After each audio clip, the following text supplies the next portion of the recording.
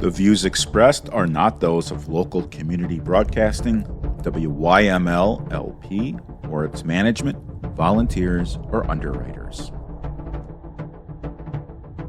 Greetings and welcome to the Personal Safety Show. This is Marcus Melnick with Stress to Logic, your host, and today we're going to be talking about some of the bills that are in the Illinois legislature. Illinois House Bill 3239, and please keep in mind these are bills, these are not laws.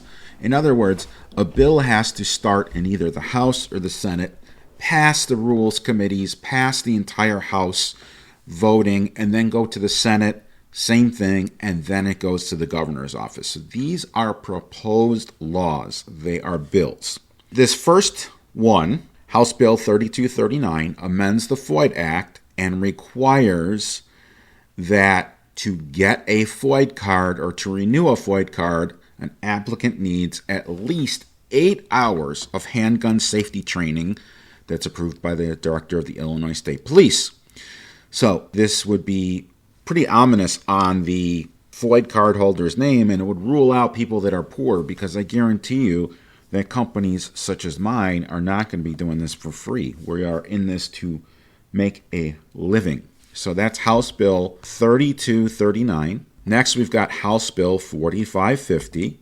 And what this does is it increases from a Class A misdemeanor to a Class 4 felony for the first violation of knowingly possessing, transporting, purchasing, or receipt of an unfinished frame or receiver of a firearm, unless the party possessing the unfinished frame or receiver is a federal firearms importer or manufacturer, or the unfinished frame or receiver that is possessed and transported for transfer to a federal firearms importer or manufacturer, or the unfinished frame or receiver has been imprinted with a serial number.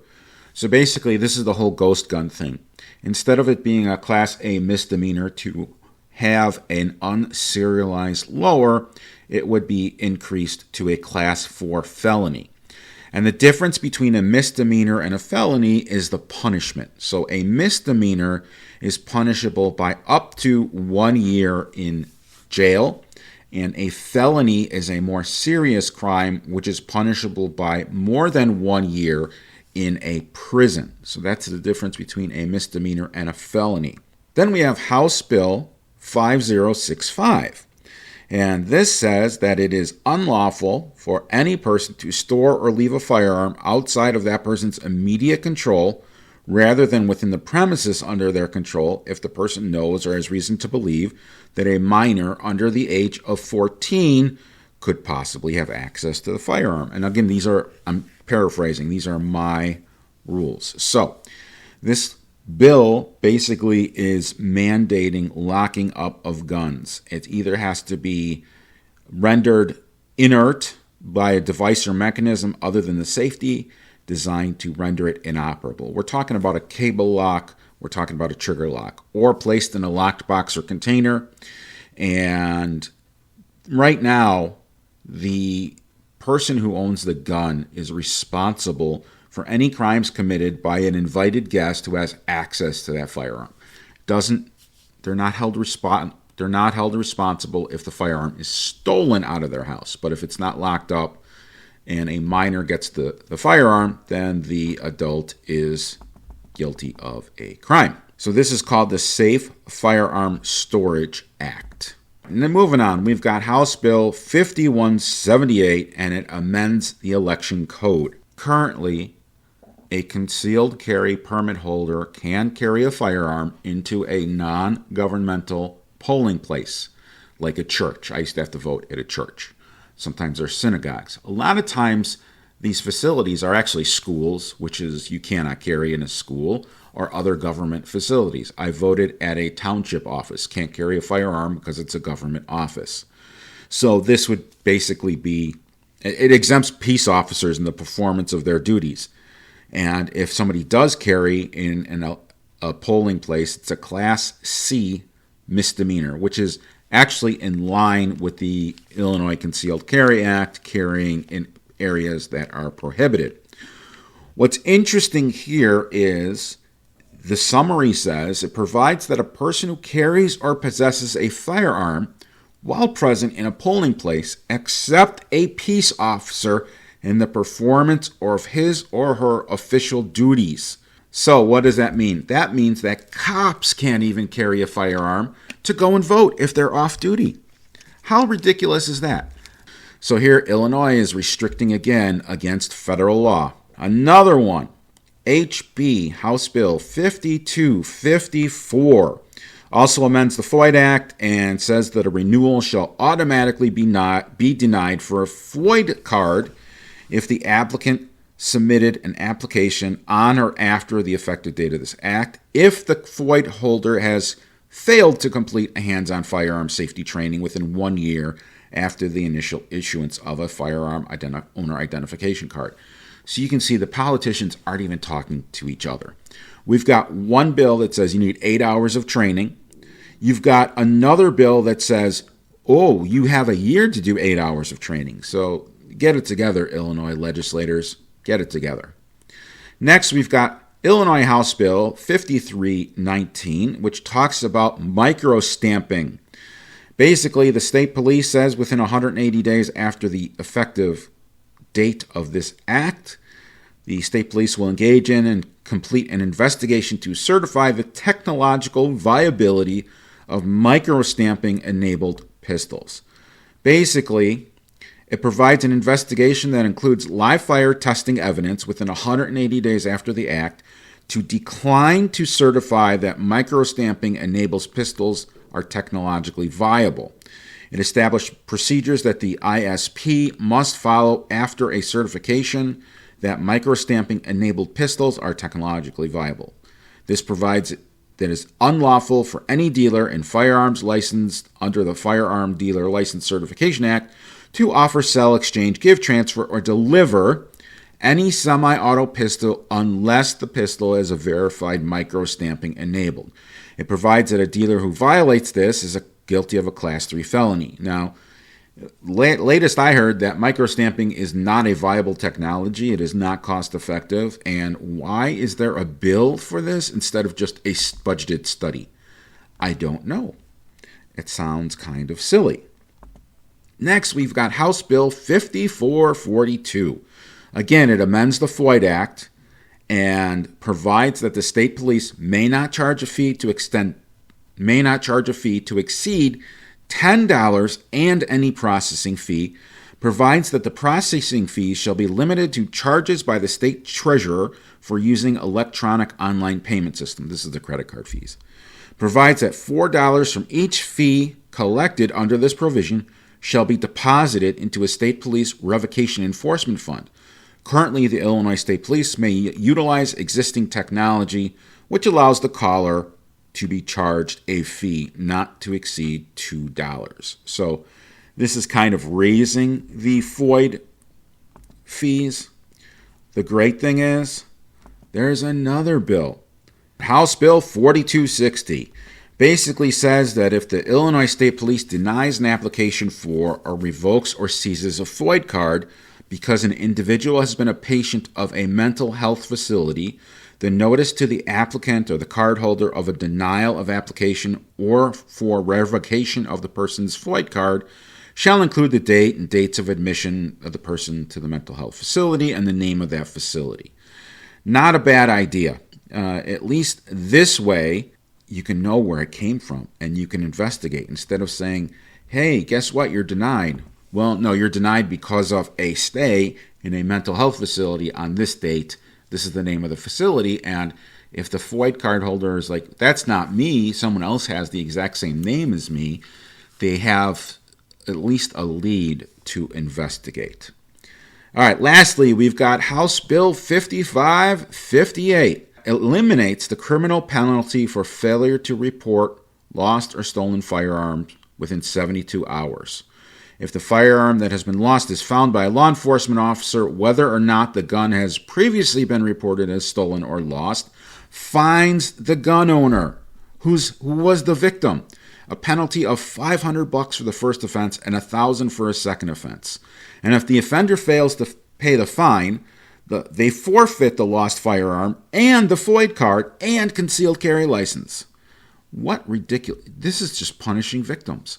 And there you have it, folks. This is Illinois. Thank God these are not actual laws. They are proposed bills. I have a bill I want to propose. How about we check the mental health of our elected officials? Every one of them. I think that's a requirement for the job. And if you think about it, and I'm opining here, this is editorial. Holy cow. Police officers who are enforcing the law have to go through a psychological examination, and at least when I was doing it, a polygraph. And I've done both and passed multiple times. So I am not nuts. But I think that the elected officials ought to do that. I think that, say, 2 years into the job, it's a high-pressure job. Sure, there's always a smile on their face because they're politicians, but hey, maybe they should be checked for mental health. How's that? That would be a very good, healthy thing to do. Because number one, it will confirm if somebody has a mental health issue, whether it's temporary or permanent, temporary based on stress of the job. And it also may have a provision to actually get these people help. We don't want people to be ill, whether it's physically or mentally ill. We want a functioning society. I think that's a fabulous idea. You want to know one of my other ideas? Well, I'm glad you asked. That was supposed to be funny. I also think that police officers should have that same psychological test every so often within their career, every 5 years, every 8 years, every 10 years, because the job takes a toll on people. Hey, it took a toll on me, and I was not a sworn officer. I worked in risk management, and I worked in finance. And when I worked in risk management, I was working in an audit structure, and I had to provide proofs that we did evidence photography. So guess what? You pull an evidence photo of a dead body and you show it to the auditor. Okay, this is an example of one of our evidence photos or videography of a crime scene. And in any event, I saw all these little things that happened. I actually responded to calls. My first week, I was the second car there, and it was a husband-wife. I'm sorry, it was an ex-husband, ex-wife, and they had had domestic problems at their home. And he had pulled up in the driveway and called his ex-wife and said, hey, I got some insurance paperwork for you in the car. Can you come out and sign it?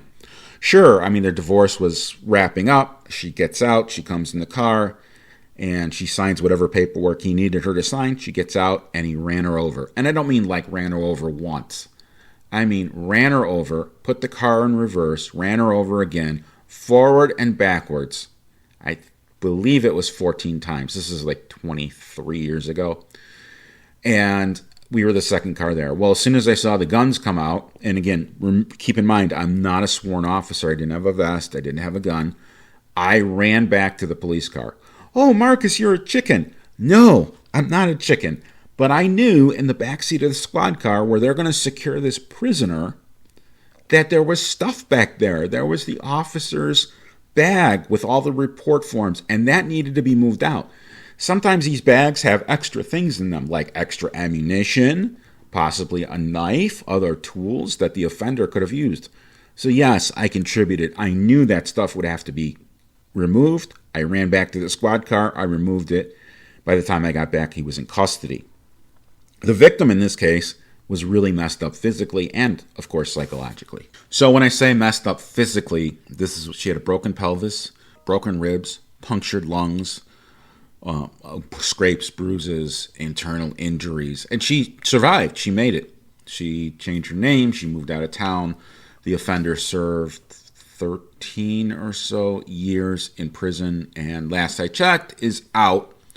I will never have any dealings with him, so no idea. But seeing all these types of things takes its mental toll on the people that are responding to them, whether they're firefighters, public works. Down the street from me, there was a trench collapse. A company was doing some sewer work in front of a house, and they did not put, I don't know what it's called, but it's basically looks like two walls with a big piston in between them so that there's no cave-ins. Well, they didn't put that in, and this poor guy, early 20s, mid 20s, was in the hole working, and it collapsed, and he suffocated and died. They couldn't get him out in time. And that takes its toll. And you got public works people there. Heck, you got news reporters. News reporters see this stuff. They go to war-torn countries. I have no idea what the mental health makeup of a reporter is, but the whole idea I have is maybe we should do some psychological testing on people who are in high-stress careers and get them the help that they need if they need it.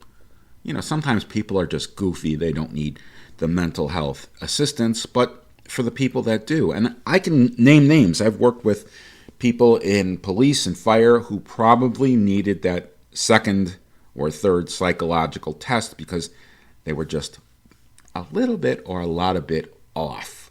So that's what I have to say about the laws and proposed laws. I also think that if someone is an elected official and they sign off on a bill that is clearly unconstitutional, like anything related to the Second Amendment, anything restricting the First Amendment, with a caveat here. So I saw a Facebook post, fellow firearms instructor said something about, well, there goes the First Amendment at colleges because they were shutting down these protests. Well, I'm sorry, you're not informed, because the protests were calling for killing of people. Yes, Jewish people.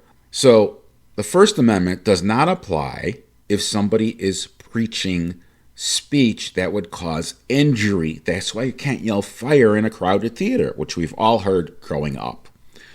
The reality is, if there's, and when I say hate speech, I don't necessarily mean I don't like this group of people, but they're calling for the people to be injured or killed.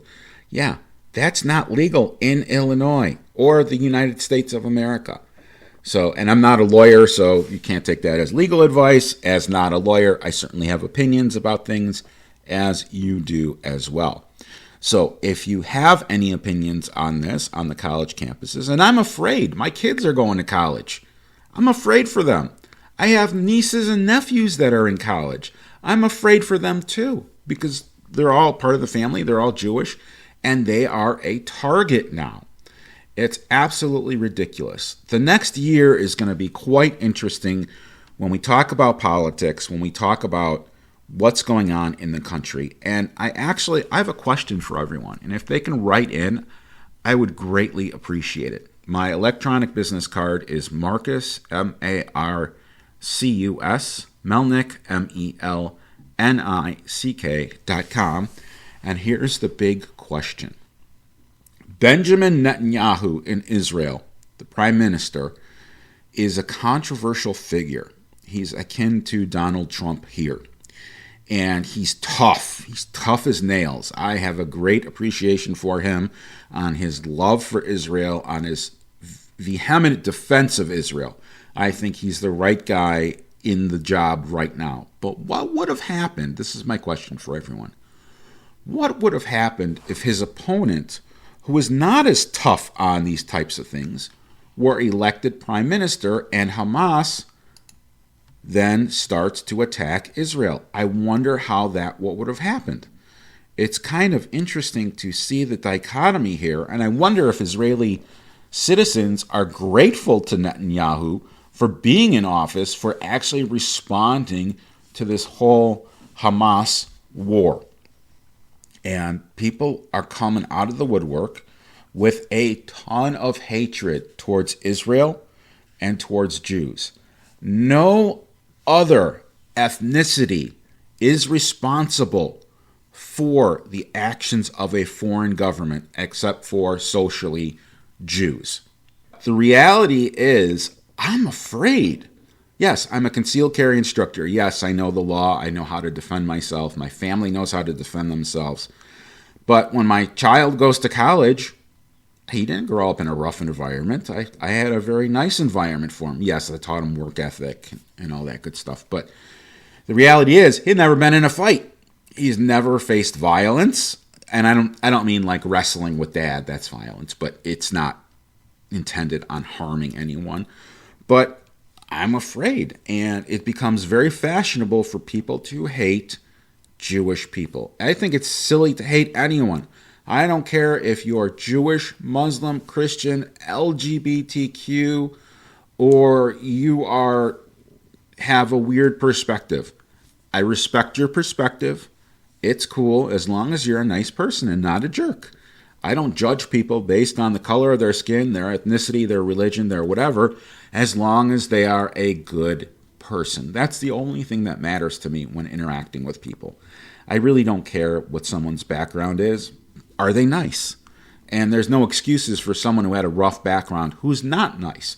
Oh, he had a rough background growing up. Okay, great. That's not now. I understand that's part of the person's makeup, but I had nothing to do with their bad childhood. So stow the bad attitude, be nice, and communicate with everyone.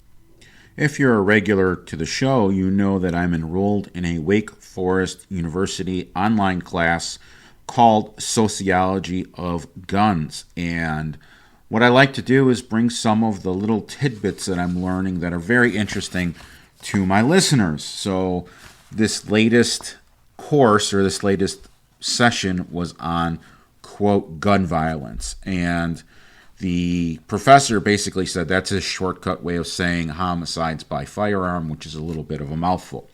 He understands that we're talking about violence, and violence is wrong, and gun violence is a small segment of that.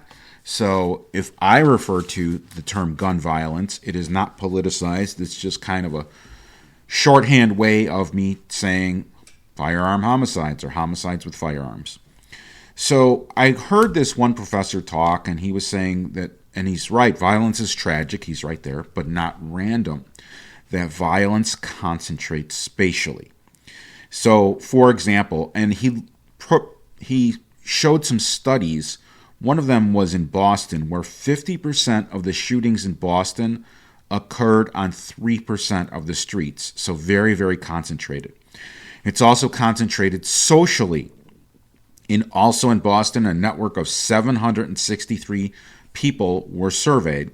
That's 6% of the Boston population, and that accounted for 85% of injury by firearm. And that's regular shootings. The other 15% was from domestics. So 85% of firearm industry injuries occurred from 763 people, or 6% of the population. Similarly, the 11th and 15th police districts in Chicago had the same study. It included 1,500 people, which is about 4% of the population, but this 4% of the population accounted for 41% of homicides. So, we all have known this. This was just scientific in nature. Bad things happen in rough areas. No kidding. So I really didn't need to take a class to figure that one out. But at least there's some statistics and background to it. And I've been doing some reading for the class, and there's several professional research. It's not just Marcus Melnick went on the internet and found some statistics that fits his narrative. These are actual published works. And the Center for Justice Innovation, which is one of those think tanks, recently put out an article called Two Battlefields, Ops, Cops, and NYC Gun Culture. So this is New York. So they studied young gun carriers in Brooklyn, New York, and they identified fear, basically fear of one's own death or the death of a family member, as the overwhelming factor behind this decision to carry a firearm. There were 103 gun carriers ages 15 to 24 who were interviewed. Now, remember, the law says you can't have a handgun if you're under 21, and there's some exceptions to that. There were shocking levels of exposure to violence among participants in near universal experiences of physical harm and trauma, under constant threat from other gun carriers as well as from police, and with virtually no ties to the mainstream economy. Participants described gun carrying as a form of resilience in a world with vanishingly few options. Researchers with personal connections to participants' social networks conducted the interviews, opening up trust levels and honesty found very little in prior research. And if you go to innovatingjustice.org, you can read the entire research, but it's kind of scientific.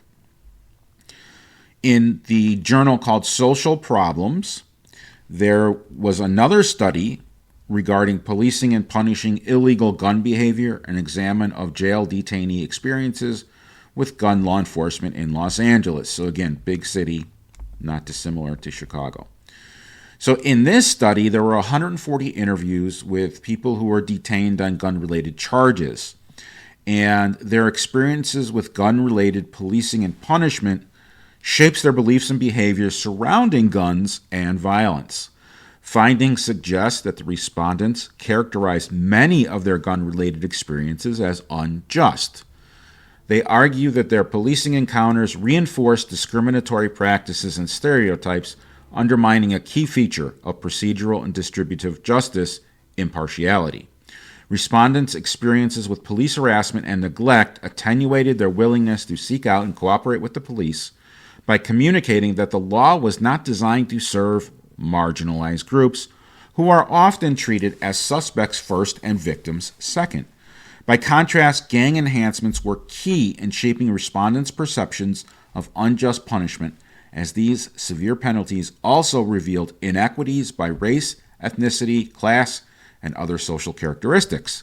The legitimacy, erosion, and sense of failed protection by the state produced by these encounters ultimately helped to create a context whereby illegal gun carry was positioned as a necessary strategy.